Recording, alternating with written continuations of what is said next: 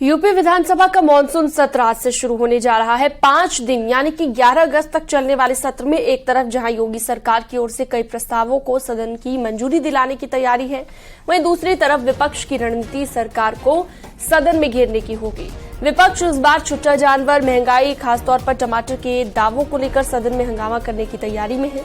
सत्ता पक्ष भी सरकार की उपलब्धियों के साथ ही सदन में जवाब देगा और इस साल ये विधानमंडल का दूसरा सत्र होगा। इससे पहले विधानमंडल का बजट सत्र 20 फरवरी से 3 मार्च तक हुआ था और सुबह 11 बजे मानसून सत्र का आगाज होगा और इस बार सत्र खासा हंगामेदार रहने के आसार हैं।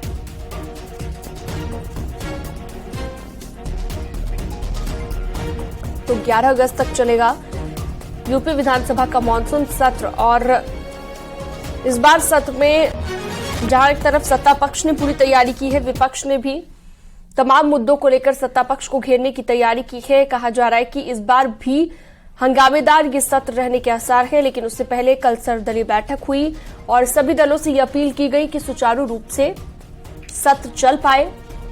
मानसून सत्र यूपी विधानसभा का जो कि आज से शुरू होने जा रहा है।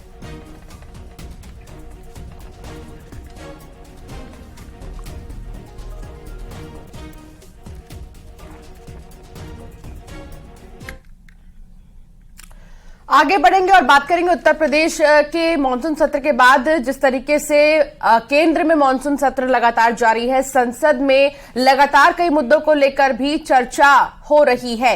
इन सब के बीच आपको बता दें कि आज जिस तरीके से इस पूरे सत्र में देखने को मिलेगा, शांतिपूर्ण तरीके से चलाने की कोशिश होगी। यहां पर किसी तरह का कोई हंगामा ना हो, सरकार की तरफ से कोशिश होगी कि शांतिपूर्ण तरीके से हो, लेकिन सदन में किन मुद्दों को लेकर संग्राम होगा ये भी आपको हम बता रहे हैं। कानून व्यवस्था को लेकर जो है संग्राम देखने को मिल सकता है। तो वहीं ये भी कहा जा रहा है कि अभी जिस तरीके से लॉ एंड ऑर्डर के बाद महंगाई का मुद्दा सामने आया था, महंगाई को लेकर किसान और नौजवान, ये वो मुद्दे हैं जिन पर हंगामा देखने को मिल सकता है। बिल्कुल, तो सत्ता पक्ष ने जहां एक तरफ पूरी तैयारी की है, तो विपक्ष ने भी तमाम मुद्दे तैयार कर लिए हैं, लिस्ट बना ली है कि इन मुद्दों को लेकर सत्ता पक्ष को घेरना है। लेकिन उससे पहले जो कल सर्वदलीय बैठक हुई, इसके जरिए तमाम दलों से अपील की गई कि सुचारू रूप से ये सत्र चल पाए।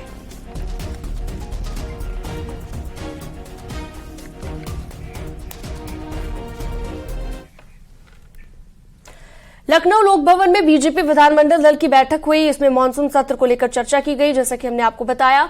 अब बात कर लेते हैं असदुद्दीन ओवैसी की, जहां पर अखिलेश यादव पर हमला किया है असदुद्दीन ओवैसी ने और मुसलमानों को लेकर ओवैसी ने निशाना साधा है। अखिलेश यादव मुसलमानों को धोखा दे रहे हैं, ये कहना है ओवैसी का, और पिछले चुनाव में एक तरफा मुस्लिम वोट मिला है। ये तमाम बातें उनकी ओर से कही गई।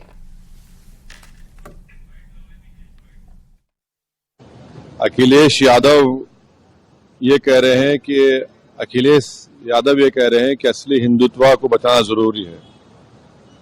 पिछले विधानसभा के चुनाव में अखिलेश यादव को एक तरफा मुस्लिम वोट मिला है और जिसको एक तरफा वोट मिला है, जिसकी झोली में मुसलमान एक एक वोट डाल दिया, वो कह रहा है कि असली हिंदुत्व को बचाना है। क्यों बेवकूफ बना रहे आप मुसलमानों को उत्तर प्रदेश के? और आपको फुर्सत नहीं है, सिर्फ सांड समाचार करते हैं अखिलेश।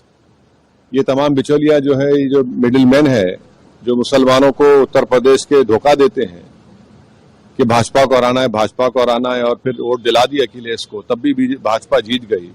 इसीलिए हम ये शुरू से कह रहे हैं कि अखिलेश उत्तर प्रदेश में जो राजनीति कर रहे हैं मुसलमानों से, अल्पसंख्यक समाज से, वो बेवकूफ बनाने की, धोखा देने की सियासत कर रहे हैं, गुमराह करने की जरूरत है। इसलिए उत्तर प्रदेश के मुसलमानों को समझना चाहिए कि उनको अपनी एक सियासी आवाज की जरूरत है, एक पॉलिटिकल आवाज की जरूरत है, तभी उनके तकालीफ और मसाइल हल हो सकते हैं।